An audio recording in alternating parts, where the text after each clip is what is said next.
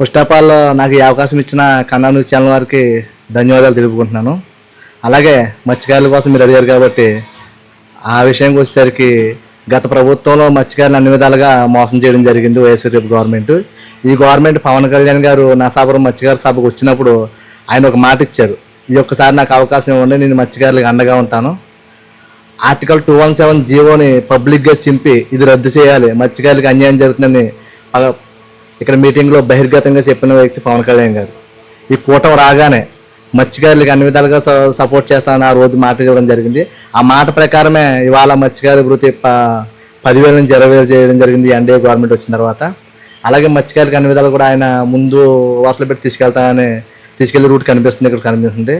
అలాగే ఇక్కడ నరసాపురానికి వచ్చేసరికి బొమ్మడి నాయకర్ గారు చాలా ఈయన పనితీరు కూడా చాలా అద్భుతంగా ఉంది. కార్యకర్తలమే కాదు, జనం తన సొంతంగా 10 మంది వెళ్ళి నాకు ఈ పని ఇబ్బంది వచ్చిందండి అంటే వెంటనే అక్కడ ఉన్న నిమిషంలోనే పని వెంటనే ఎవరైతే వాళ్ళకి కాల్ చేయండి వెంటనే పని క్లియర్ చేస్తున్నారు.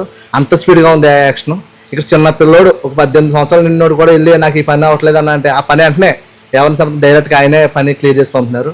అంత బాగా ఉంది పనితీరు.